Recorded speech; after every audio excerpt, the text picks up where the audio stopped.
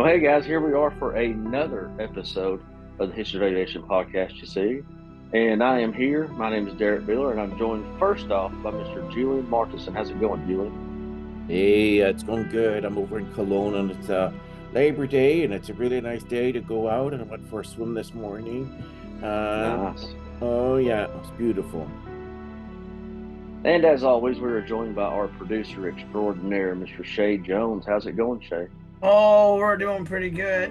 It's also Labor Day here, and Same despite the here. time difference, and yeah, pretty much did nothing all day. Tried to install Windows 7 on a laptop and decided not to do it, so it's beaten me for now. But I will be forcing it at some point to do it. So there's that. Well, guys, the other day I was watching. I'm always combing through and finding whatever aviation related movie I could find, specifically movies. I love aviation documentaries, but I'm thinking specifically movies because I've been going through all these DVDs I have, and I have so many aviation movies. So I thought we would kick today's show off with the top 10 aviation movies according to Hangar.Flight. Nice. And I know Let's there's do going it. to be a lot of opinions out there on it. There's some movies that me and Shae just talked about before going on air that we think should be on there, but the particular movie we think I'm should be on there, still a little bit heartbroken that it's not there, but I'll get over it. it's still not technically an aviation movie, but it is a movie about an airplane. It's a lot of silliness in the movie that we truly hold dear in our heart, which is Airplane, which is not on this top 10 list, but that's a once a year movie for me, just like Oh, me planes, too. trains, and automobiles. So, Yes. but I'll kick it off, and you guys tell me if you've seen it or not. Number 10 is Flyboys from 2006. I have not seen this one. I have not either. No. Julian, have you seen that movie?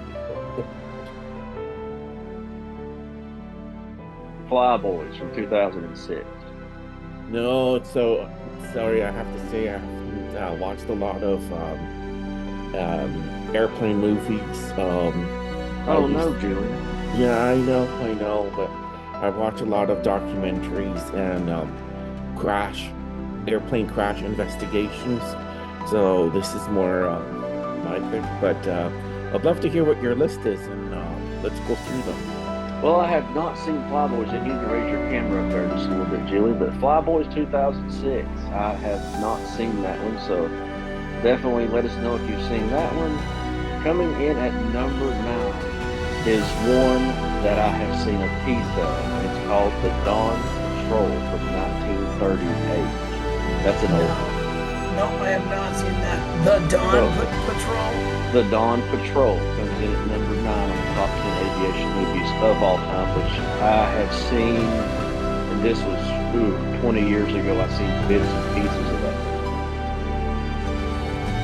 Number 8, I have seen The Blue Max from 1966. The Blue Max. No. Yes, about a German fighter pilot is what that one's actually about. So that one, it was many, many years ago, and we're going to get into some more modern ones that people in our generation have heard of. But this one is not one of those, and it is the High and Mighty 1954.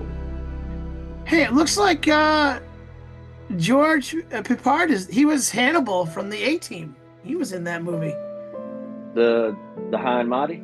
Yeah, I'm pretty sure. Like when I'm looking at the cast here, George Pipard, I'm pretty sure that's Well, I'll tell you this Hannibal. much then: you can't go wrong there No.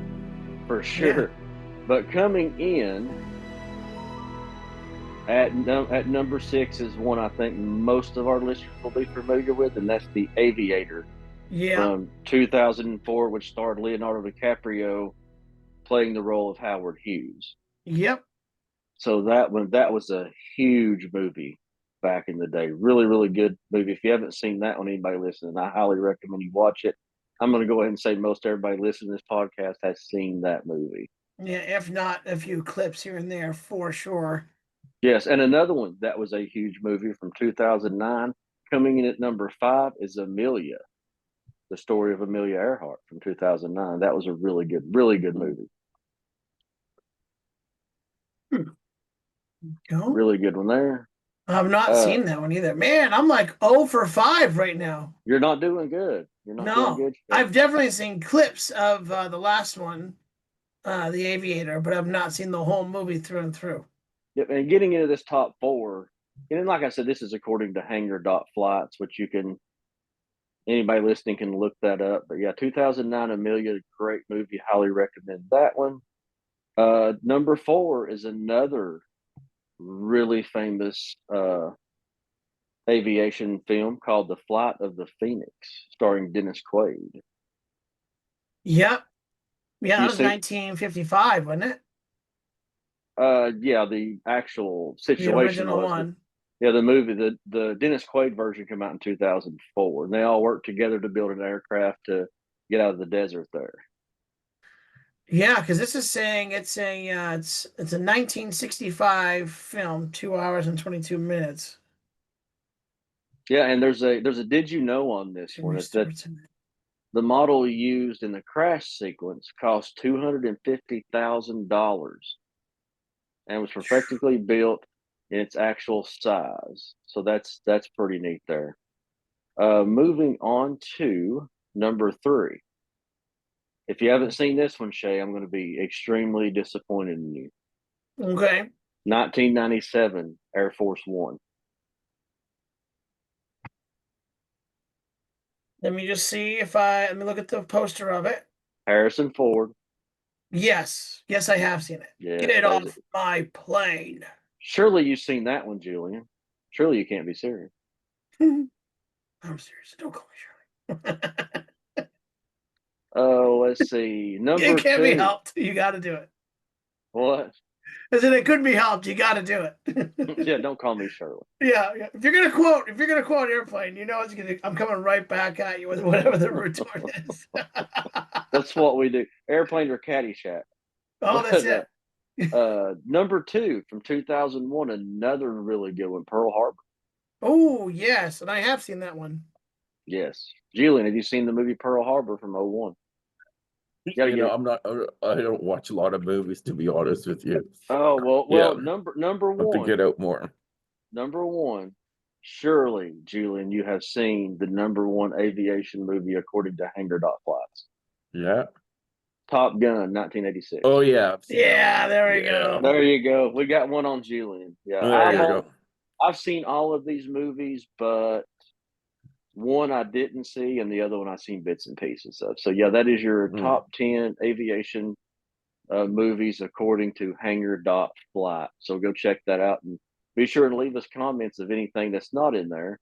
To me and Shae's disappointment, Airplane from 1980 was not in there. I know, right? But this is actually a top, I think, 20. So, actually, it is. It is. Hang on. It's number 15. Airplane, 1980. It just wasn't in It wasn't in the top 10. It was number 15. Ah, there you go. Have you seen Airplane, 1980, Julien? Oh yeah, we saw that with the with our guest last time. Yeah. Yep. So yeah, it is actually on there, Shae. It's just not in the top 10. We didn't have time to cover the whole top 40. Right. But just scrolling down through here, here's another one that, in my opinion, should be in the top 10, and that's Flight, Denzel Washington from 2012. That's a very good movie. I have seen that one. That's number 17 on the list. And let's roll through this and see some of them that did not make the top 10. Number 18 was Con Air. Oh, yeah. That was a really good movie. American Made. American Made was number 19. That is the Tom Cruise movie about drug smuggling. I have seen that too. And I think some of these are based on the amount of aviation that's involved in it. Because, as I go down through the list and see some of these movies, like number 20 is Sully from 2016, where Tom Hanks played Sullenberger. I think what these are based on is how much aviation is actually in the movie, Julien. Mm. So as you go down, you can start seeing movies where aviation. It's a sort of an aviation movie, but it's not as much aviation as what's in the top 10, if that makes sense. Although Red Tails from 2012 did not make the list, and that was actually the movie I was watching that inspired me to do the top 10 aviation movies of all time. So there's that. There's the top 10 and a few more uh, from 10 to 40 on the top aviation movies according to Hanger.Flights. What do you have for us, Julian? Well, as you know, if you've been following the Canadian news, um, uh, 2 days ago there was delays in Vancouver Airport because of air traffic control. Okay. So it's related to NAV Canada, and so the problem is that they were short-staffed, and so Mm-hmm. but when the airport is short air traffic controllers, there's not enough controllers to process all the flights in that region, and so it's causing delays. And uh, and so numerous flights were delayed and passengers were delayed because of air traffic control. And so the issue there is that workforce planning, which is a big ticket for me in the aviation industry, is that NAV Canada is actively training and hiring um, new air traffic controllers, but it can take up to 3 years to get an air traffic controller fully licensed and certified. And Right. so Canada, similar to the United States, is a very, very big region. And so we have four aviation regions that are sectored off. So we have the northern region, the Pacific coast, the central, and the east coast area. And so it's Gotcha. divided into four sections that cooperate together. And it's a very strong organization that has NAV Canada is very strong with numerous employees and departments and so forth. And so it comes as a surprise a little bit that um, NAV Canada is challenged with workforce planning and to the point where it's affecting flight schedules and the passengers are being impacted. Gotcha. And what's interesting to me, and I don't know how it is in Canada, but here in the United States, it's hard to find folks to work anymore after the pandemic. Yeah, could be possible, but air traffic control is a very prestigious and Mm-hmm. very well compensated career. So for those who are skilled and who have the nerves of steel and are Absolutely. technologically capable because it's all computer work now, um, they can excel in this area. And recently, I was working with a client actually in Dubai that wanted to relocate to uh, the Toronto area. He had studied a bachelor's in air traffic control management as well as a master's in aviation management. And so he came with very strong credentials. Um, uh, but at the same time, he struggled also getting in, um, um, securing employment with NAV Canada because of the Wow. selection process and um, so forth that's required. So even if you have a degree in air traffic control management, they that people are very qualified still have challenges getting into those types of career paths. But just to show how challenging it is, the recruitment process, and rightfully so. The Yeah. recruitment process is it's a job that's um, with a lot of responsibility because you have one flight, but it represents 300 or more souls or passengers' lives are at Right. stake. So it's not to be taken lightly. No. Um, but with the new introduction of next gen, which I was talking briefly with Shae about, so it's the satellite-based air traffic control. So traditionally, air traffic control was managed through air traffic control towers, or stations on the ground. And so now countries are working together to have satellite-based air traffic control, which means that over the oceans or deserts or the polar areas, you're going to still have air traffic control services available through satellite connectivity. And aircraft are able to communicate with each other and pace each other over the oceans. Does that make sense? And so Yeah, because of absolutely. the satellite base, they're going to be able to shorten the distances between aircraft as they travel across the oceans. Therefore, we can increase the density of aircraft in a given airspace, both height-wise and distance-wise.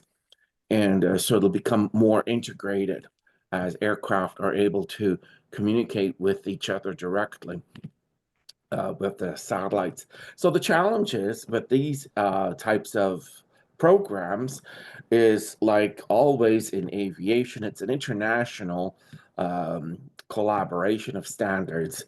And so you got Europeans doing one thing, North Americans doing the other thing, the Asians doing another thing, and then you've got Africa, which is a very large continent that may not be have the financial means to keep up with the Western world. And so companies and countries that are financially empowered will invest in this.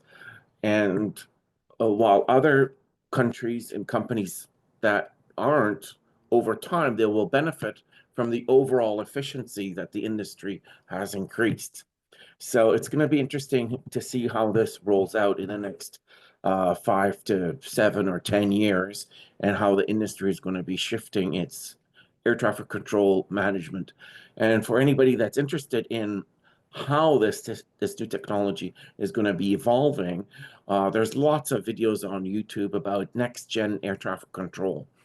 And it'll optimize not only aircraft flying in the sky, but also aircraft taxiing to and from the gate to the runway. And so Yeah, and those I time, just found it too. It's on FAA.gov/nextgen. that's All correct. right. Exactly where they Yeah, would go. yeah. So Weird. each country has their own websites for that, and the FFA also is very much advanced in the progress of this type of technology, as well Canada is too. It's a good idea to do. That's for sure. 'Cause, I Yeah. mean, how many times? I mean, I've never flown as a pilot, but I've flown as a passenger and wondered while we were over the ocean, like, I wonder how they're able to like communicate with people. Uh, when well, they would communicate by so basically airplanes have to fly at like similar speeds, and they have certain tracks, just like the interstate, like a highway, right? And so you Mm. have this altitude, altitude, and so you've got the westbound and then the eastbound flights, and they're separated with certain 1,000 feet. So they're eastbound and then westbound, and then they're also separated by distance, not more than 10 kilometers or 6 miles, right? So you can't actually see the aircraft in front of you. Yeah. Um, uh, so this is going to be an interesting shift. But also, for an example, if there's a delay in a gate availability, um, the system would advise the aircraft, well, your gate is available in half an hour, so don't arrive right away. Arrive half an hour later than the anticipated time. And so the aircraft will actually slow down a little bit and pace itself in the sky 2 hours outside of the destination. And so it'll slow down, make its descent, land, and then taxi straight to the gate just in time. So it'll accommodate the flight time in the air to be able to arrive. And so this will keep aircraft a little bit longer in the air until the gate is ready, rather than having aircraft sit on the tarmac idling, which costs time and fuel, and it's aggravating for the passengers. And Very in the much same, so. yeah, and in the same way, if you have a very busy a busy airport, and you've got multiple aircraft pushing back at the same time, keep in mind that the time to taxi to the runway is different. So some taxi times may be 4 minutes or 5 or 7. In Amsterdam, it could be up to 15 minutes. And so the taxi time will be included in that pushback time. And so the pushback notice will only be given when when the slot is ready for you to take off. So they'll be pushing back in a synchronized, orchestrated fashion so that they arrive at the edge of the runway ready to go, rather than lining up at the runway like traditionally, because those aircraft that Right. need the engines to turn, and idling aircraft, if you have 10 aircraft idling for 10 minutes each, times so many hours per year, that's so much damage, and it costs so much money on fuel and environmental issues. So the whole system will become Right. much We've been more running our efficient. engines for so many hours and we weren't even in the air. We were on the ground. 100%. This is exactly the issue. Much So more efficient way of running 100%, things. 100%. Yeah. But it's It's getting more every efficient to run airplanes in the sky than it is on the 100%. ground. Exactly. Yeah. But in order to do so, each aircraft will have to be equipped with this piece of technology. And so you'll see some aircraft that'll have like a bubble, it looks like a little donut on the top. And so that is that machine. Um, and not all aircraft are equipped with it. And so as new aircraft are being manufactured, the airlines have the choice to either install or not install this new technology. Hmm. And so uh,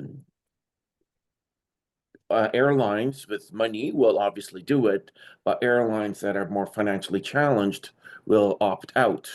And so this is the problem with introducing a new type of navigation system, Yeah. That is so That's interesting really cool. of how that's going to change, and you go back to how aviation's changed since I was a child. I mean, Yeah. as a young man, I remember when people smoked in planes. Yeah. Uh, and it's so interesting how I was never technology, part of that, but yeah. not just that, but the technology is just so advanced. I mean, we've got Starlink, for example, of getting your internet from the satellites. You know, Well, and this is true. And so some of the issues, so aviation has evolved in many areas in aviation. However, one thing that has not changed a lot since the 50s is air traffic control, in that it right. is ground based and based on scopes and air traffic controllers. And so changing that from a ground-based air traffic control to a satellite-based air traffic control, globally integrated, whereby every single aircraft in the sky is being managed to the inch. Yeah, that is a very big change, that requires the collaboration of every company, aerospace and aircraft and Yeah. airline, and that is very challenging indeed. More But so than probably most of us would like to even think. Like you think getting um, stuff around to go to work is crazy. yeah, and so if that's one of the biggest changes, and so we've seen other changes in the past where, um, for an example, I remember when we first flew in the 80s, we had to watch movies on the big screen in the front, watched by projector, and then they came with the small screens, and now it's individual screens for each the entertainment system on board for passengers is now individual. And so we've seen changes like that. We've seen changes with baggage system, but this air traffic control and next gen is a really game changer, and it'll make the whole system so much more efficient. That is And awesome. yeah, I can't And, wait to and experience that. and definitely keep us updated in future episodes on that, Julien. That's such an interesting thing to me, and I'm going to Mm. end up on YouTube tonight. Looking it up, yeah. Yeah, exactly. What do you have for us, Shae? Well, I actually found this. We kind of talked about it already. We it was the strike, but also I found out there's a few different things that were happening. And I didn't really look too much into it, but it looks like Spirit Airlines just they just filed for bankruptcy again. Um, Hmm. it looks like they did that before, but then whatever they did didn't really work. And then to kind of also piggyback off of some of what Julien has said in the past and kind of mentioned today, the FAA, like we're talking about, like people, the shortages in pilots and shortages in uh, stewards and stewardesses. It's also the FAA is having a staffing shortage as well. So I think to Wow. Julien's point, he's made this point in the past where all of aviation is just seeming like they're having down Yeah. and out times in terms of the stuff like this. And to your point, Derrick, people just don't really want to work after COVID. Give me that Well, $1,300 or $1,500 stimulus check and call it good, you know? I worked in I work of course I don't work in the aviation industry. I work in the automotive industry. And during COVID there was this whole movement, and the industry you work in, you know this as well, Shae. Hey guys, here's a laptop, go home and work from home. I refused to do it. I went to the office the whole during COVID. I was Yeah. at the office. I was the only one at the office, but I figured, well, everybody else is at home. Why can't I be at the office? Because I'll tell you right now, if I work from home, I'm in the backyard throwing tennis balls with the dogs all day. Yeah. So I refused. I was the only one that refused to take a laptop and go home and work. And now what's happened is in the US is everybody's gotten adapted to that, where everybody, even a lot still today, are working from home. I never worked from home, not once through COVID. I refused to do it. And Yeah. I'm one of those people that for me it's not possible to work from home. I have too Yeah. many things here at this house to do to work from home. I gotta make my coffee, pack my lunch, and go to work. And I think that's a lot of the problem here in the US today is everybody's so adapted to COVID times where people were sitting around and making really good money, going and playing golf 3 days a week. Yeah. And interesting fact, during the pandemic, during COVID, I went to the office and it was really nice because I was the only one in a pretty large office building. Nice. That's the way to do it. So, I refuse to go home and work. And I think that's what a lot of people do. And I believe, and I'm probably going to get blasted for saying this, but I believe a lot of the younger generation have an issue with working in the Oh US, yeah. how it is in Canada. So, Now, here's a question for you. sure. So if you go to work and you're by yourself, are you able to impose your own dress code? Yes. So is it acceptable to wear, fluffy pajamas at the workplace if you're the only one? I don't know if it would be or not because I would never wear fluffy pajamas to work. I did. There was a few times I went History of Aviation Podcast shirt and shorts and flip flops, but that's Flip-flops is not too bad, but normally if you go to the office, it's business casual. And I right. always have the idea that those people that work from home from a computer, they're wearing a t-shirt and then either fluffy pajamas or boxers. and fluffy pillow slippers or something. They're dressed really comfortable. And in the office, it's not always possible because,